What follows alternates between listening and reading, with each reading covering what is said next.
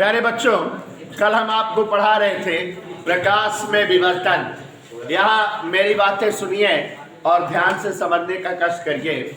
प्रकाश में विवर्तन आपको समझाए थे कि प्रकाश तरंगों का किसी अवरोध के किनारों से होकर गुजरने और आंशिक रूप से मुड़ जाने की घटना प्रकाश में विवर्तन कहलाती है।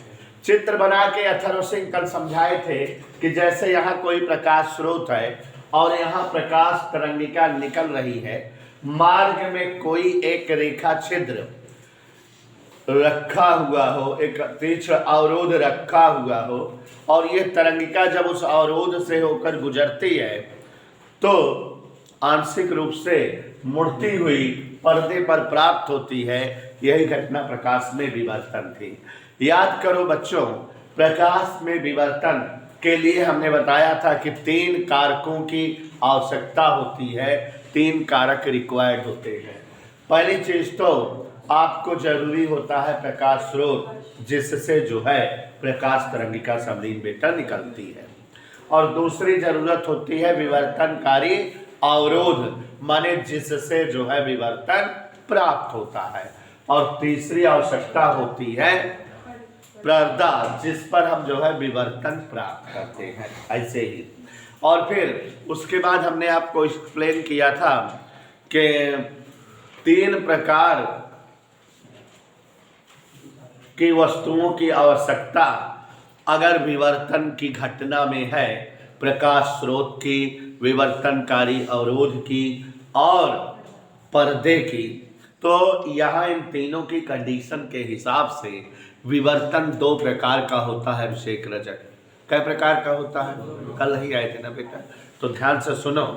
फ्रेनल विवर्तन और फ्राउनहोफर विवर्तन, 2 प्रकार का विवर्तन हमने आपको कल एक्सप्लेन किया था।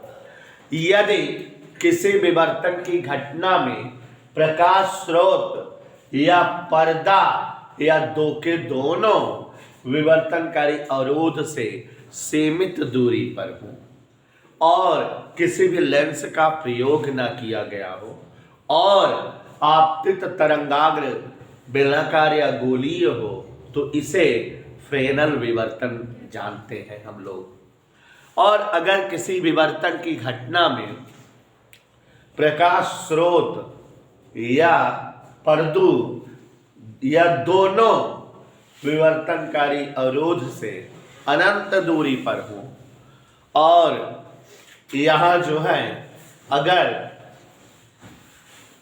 समतल तरंगाग्र का इस्तेमाल किया जाए और पर्दे तथा प्रकाश स्रोत के मध्य 2 उत्तल लेंसों का प्रयोग किया जाए, तो इस प्रकार का जो है विवर्तन फ्राउनहोफर विवर्तन कहलाता है।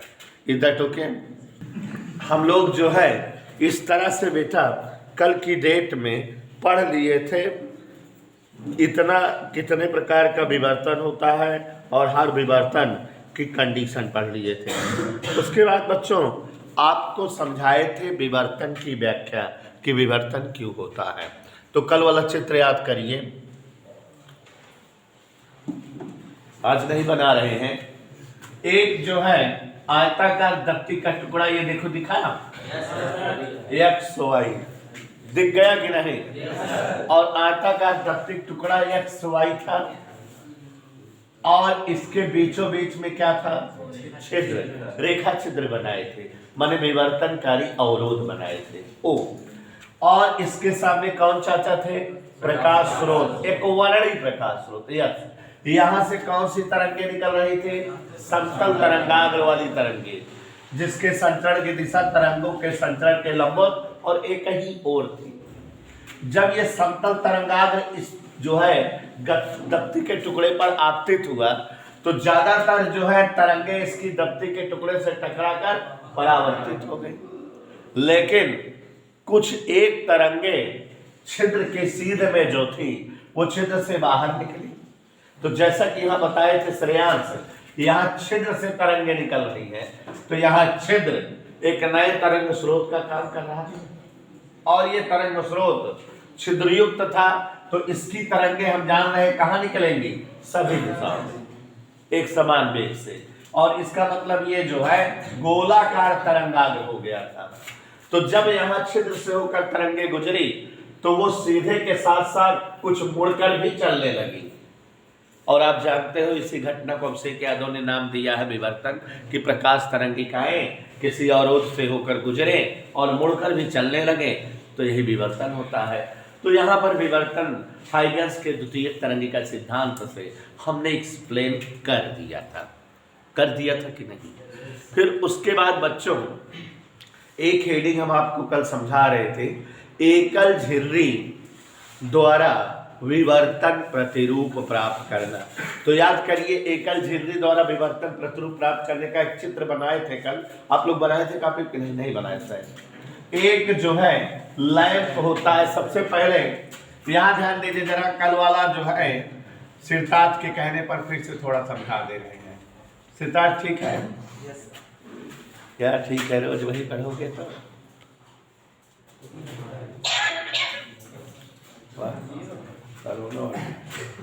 एकल झिर्री द्वारा विवर्तन प्रतिरूप प्राप्त करना। ओके, बोलो ओके। एकल झिर्री द्वारा क्या प्राप्त करना है? विवर्तन प्रतिरूप। तो देखो बच्चों, एकल झिर्री द्वारा विवर्तन प्रतिरूप प्राप्त करने के लिए सबसे पहली चीज जरूरी होता है एक ऐसा लैंप जिसका तंतु या फिलामेंट ऊर्ध्वाधर हो। तो देखो ये एक लैंप की कल्पना कर रहे हैं हम, और इसका जो है फिलामेंट बहुत ज्यादा ऊर्ध्वाधर दिखा दूंगा, ये यहां तक ऐसे, ये ऐसे इसका जो है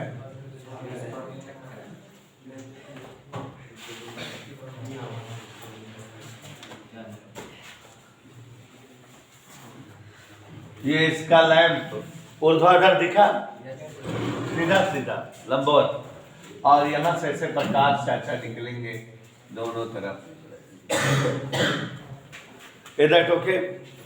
अब इस ऊर्ध्वाधर जो लैंप है, इस ऊर्ध्वाधर लैंप के सामने कोई एक कांच की आयताकार स्लाइड ले लो। क्या ले लो अथर्व से? कांच की एक आयताकार स्लाइड। और इस स्लाइड का एक तरफ का हिस्सा काले रंग के पेंट से पेंट कर दो, और दूसरी तरफ से सुई या पिन लेकर दाब लगाकर दबा के खुरुच दो। तो माने ऐसे यहां रेखा चित्र बना दो, और उसके बाद यहां से आप इसको जो है देखो।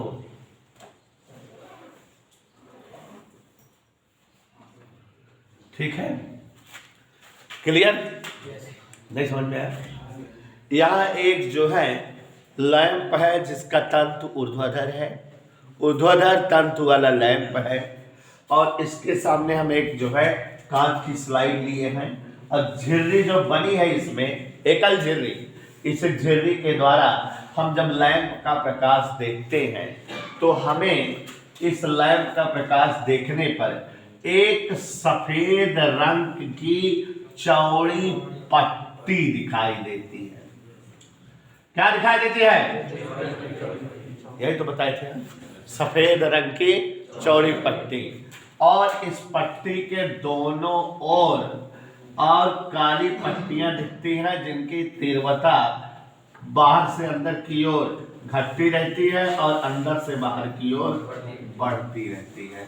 ये ऐसे तीव्रता लगातार बढ़ती हुई दोनों तरफ प्राप्त होती है। देखो ये जो काली पट्टियां हैं इनकी मोटाई बढ़ती जा रही कि नहीं? नहीं दिख रहा है? मोटाई बढ़ती हुई ऐसे प्राप्त हो रही है, ऐसे मोटाई बढ़ती हुई प्राप्त हो रही है। ये कोई डाउट? ऐसे इधर थी, तो ये जो है इस तरह से एकल झुर्री द्वारा विवर्तन प्रतिरूप प्राप्त होता है। ठीक है, ऐसे एकल झुर्री द्वारा लगान के आमिर देख रहे हो, जोर से बोलो यार, तुम तो फेमस आदमी हो यार, इतना डर डर के बोल रहे हो, जोर से बोलो, सुनाई दे सबको।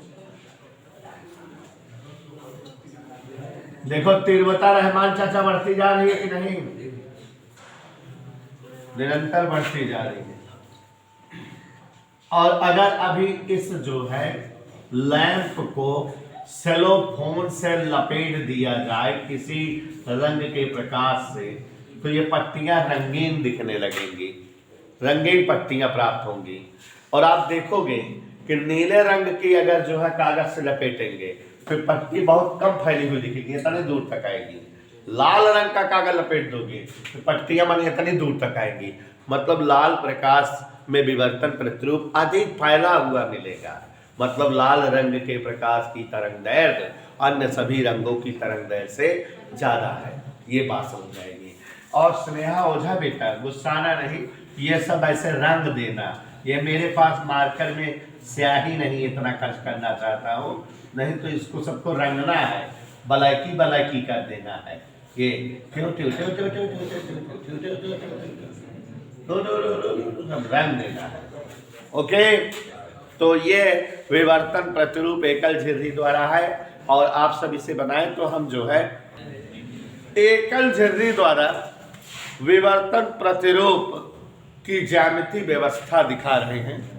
अब अफसोस इस बात का है कि बहुत डीप में या डिटेल में यहाँ पर कोर्स में नहीं है।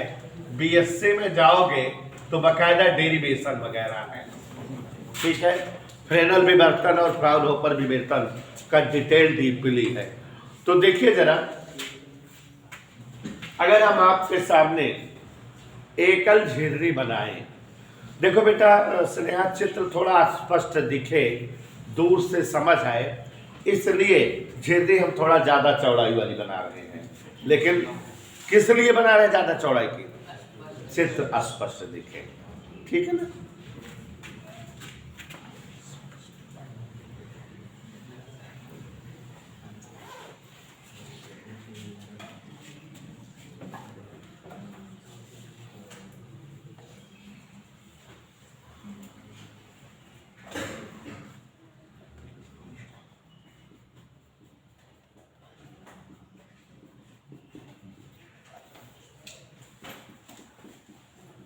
सभी बच्चे ध्यान दे रहे हैं मेरा?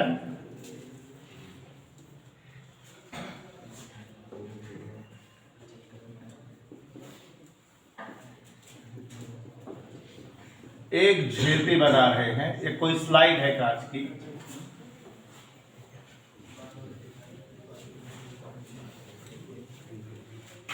देखें कांच की स्लाइड।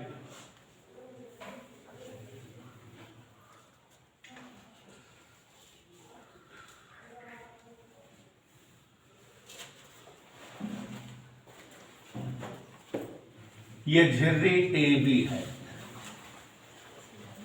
माने इतनी चौड़ी झिर्री बनी है। इतनी चौड़ी झिर्री हो सकती है? नहीं ना, बहुत कम होती है ना, संकीर्ण होती, पतली। लेकिन अगर इतनी चौड़ी नहीं बनाएंगे तो हम फिगर स्पष्ट नहीं कर पाएंगे, इसलिए फिगर को स्पष्ट करने के लिए ये जो है झिर्री इतनी चौड़ी बना रहे हैं। और इसके सामने एक उत्तल लेंस है,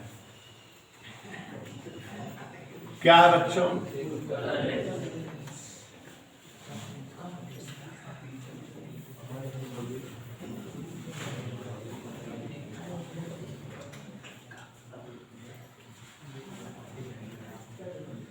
दिखा उत्तल लेंस।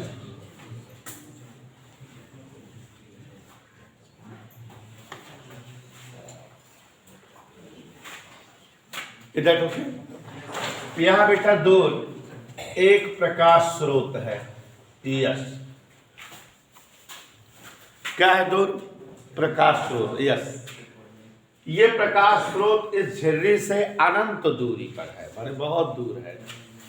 इस प्रकाश स्रोत से लेंस पर किरणें आपतित होंगी।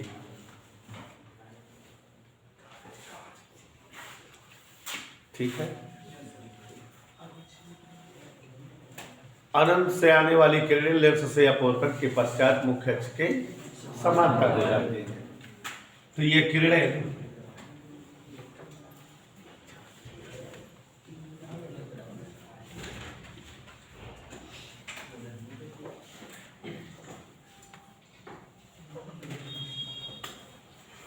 ऐसे आपतित हुई। इधर ओके दिख रहा है कि नहीं? समांतर आपतित होंगी ना। ये किरणें मुख्य अक्ष के कैसे आपतित होंगे बेटा?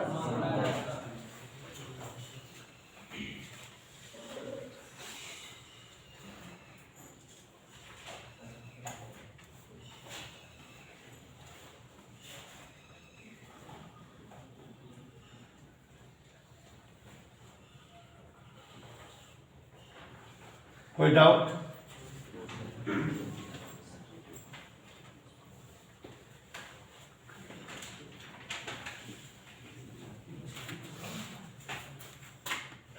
समझे? समांतर दिख रही है।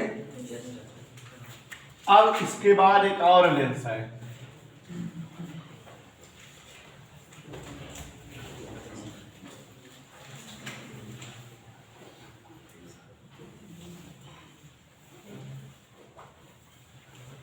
दिखा?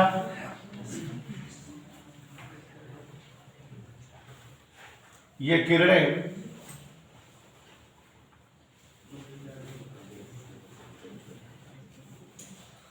लेंस से अपवर्तन के पश्चात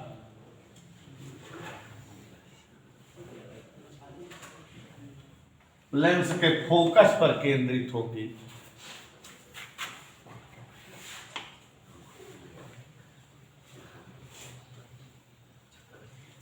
पूछो ये क्या है?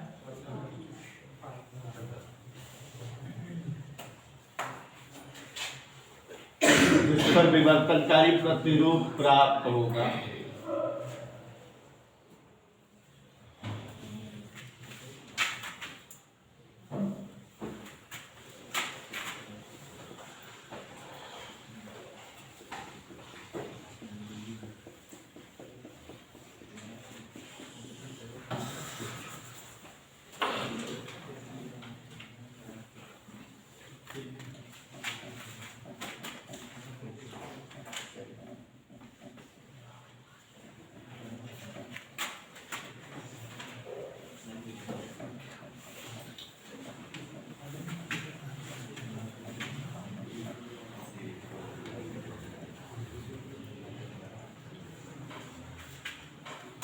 हाँ प्यारे बच्चों, यहाँ पर एकल झिर्री द्वारा विवर्तन प्रतिरूप की ज्यामिति व्यवस्था का फिगर बनाए हैं। इस फिगर को आप देखिए और इस चित्र के द्वारा दो पुरानी चीजें समझिए। क्या क्या? ध्यान दीजिए। सबसे पहले तो ये एक स्लाइड है, यमियन कांच की एक स्लाइड। क्या है बेटा? यमियन। कोई समझाएगा नहीं, ध्यान से समझिएगा, बता रहा हूं। कांच की एक स्लाइड यमियन है, जिसके मध्य में हमने जो है एक तरफ पूरा ब्लैक पेंट कर दिया है और मध्य में एक कांच की स्लाइड पर सुई से दबाव लगाकर स्केच या रेखा छिद्र बना लिए हैं। इसे हम झिर्री कह रहे हैं, एकल झिर्री। ये ए भी हमारी एकल झिर्री है और जिसकी चौड़ाई, इस एकल झिर्री की चौड़ाई यहाँ पर जो है इस चैप्टर में स्मॉल ई से लिखी जाती है। किससे लिखी जाती है? तो यह झिर्री की चौड़ाई प्यारे बच्चों, यहाँ इस झिर्री की चौड़ाई स्मॉल ई है। ठीक है, ई चौड़ाई पूरी झिर्री की है। अब यहाँ दूर एक वर्णी प्रकाश स्रोत यश है। यह प्रकाश स्रोत इस झिर्री से अनंत दूरी पर है। इसका मतलब आप समझ गए कि यहाँ पर जो है फ्राउनहोफर विवर्तन दिख रहा है। फ्राउनहोफर विवर्तन में विवर्तनकारी अवरोध से पर्दा या जो है स्रोत अनंत दूरी पर होते हैं। दो लेंसों का उपयोग होता है। तो ये फ्राउनहोफर विवर्तन दिख रहा है जो प्रकाश स्रोत यश है, ये अनंत में स्थित है, बहुत दूर है। तो यहाँ से जब प्रकाश तरंगिकाएं लेंस पर आपतित होती हैं, हम प्रकाश स्रोत और झिर्री के बीच में एक लेंस रख दिए हैं। और जैसा कि आप जान रहे हो सभी लोग कि इस झिर्री और प्रकाश स्रोत के बीच अगर लेंस रख दिए हैं तो प्रकाश स्रोत से आने वाली प्रकाश तरंगिकाएं माने अनंत से प्रकाश तरंगिकाएं लेंस पर आपतित होती हैं, और अनंत से आने वाली तरंगिकाएं या किरणें लेंस या अपवर्तन के पश्चात मुख्य अक्ष के समांतर हो जाती हैं। ये मुख्य अक्ष के समांतर प्रकाश तरंगिकाएं आपतित हुई, माने ये समतल तरंगाग्र बना। दिमाग लगाइएगा, ये क्या बन गया? जिसकी तरंगिकाएं एक ही दिशा में है। और ये तरंगाग्र किस पर आपतित हुआ? झिर्री पर। झिर्री पर आपतित हुआ। सही इस तरंगाग्र को उसी मार्ग से आगे बढ़ जाना चाहिए था कि नहीं? तो देखो ये इसी मार्ग से आगे बढ़ रहा है और लेंस पर पड़ रहा है। तो लेंस इन समांतर किरणों को, जब लेंस पर मुख्य अक्ष के समांतर किरणें आती हैं तो हम लोग परिभाषा जानते हैं, अपवर्तन के पश्चात वो लेंस के फोकस से जाती है। तो यहाँ पर्दे को लेंस के फोकस पर रख दिए हैं। पर्दे को कहाँ रख दिए हैं? तो ये जो समतल तरंगाग्र जो झिर्री से होकर गुजर रहा है, लेंस से अपवर्तन हुआ और बिंदु O पर अपवर्तन के पश्चात ये तरंगाग्र केंद्रित हुआ। पक्का? लेकिन जैसा कि हम जानते हैं कि झिर्री का मतलब क्या होता है, झिर्री हमेशा विवर्तन करती है। प्रकाश तरंगिकाएं उससे जब गुजरती हैं तो वे थोड़ा मुड़ जाती हैं, आंशिक रूप से क्या हो जाती हैं? मुड़ जाती हैं। तो प्रकाश तरंगिकाएं जो इधर जा रही है तो इधर मुड़ जाएंगी या तो उधर मुड़ जाएंगी। ये तरंगिकाएं या तो इधर मुड़ जाएंगी या तो उधर मुड़ जाएंगी, आंशिक रूप से मुड़ जाती है ना। तो अगर ये तरंगिकाएं आंशिक रूप से मुड़ जाएगी, ये ऐसे थीटा कोण मुड़ गई, मान लो कितने कोण मुड़ गई? ये थीटा कोण। तो लेंस से अपवर्तन के पश्चात ये कहीं पर्दे को यहां पर मिलेंगी, मान लो P पर। ऐसे ये तरंगिकाएं भी झिर्री से अपवर्तन के कारण थीटा कोण मुड़ गई। तो लेंस से अपवर्तन के पश्चात जब ये आगे बढ़ेंगी तो पर्दे को P पर मिलेंगी। ऐसे ही होगा। ये जो प्रकाश जा रहा है, ये जो अभी ऐसे हमने दिखाया, ये आप समझ रहे हो विवर्तित होकर जा रहा है। यह विवर्तन दिख रहा है। क्या दिख रहा है यहाँ पर? ये थीटा कोण से मुड़ गई है तरंगे। कितने कोण से मुड़ गई हैं? बात समझ में आई भाई? यहाँ पर क्या है? ये झिर्री है। झिर्री का काम क्या है? विवर्तन कर देना। ये विवर्तनकारी प्रतिरूप बनाएगी।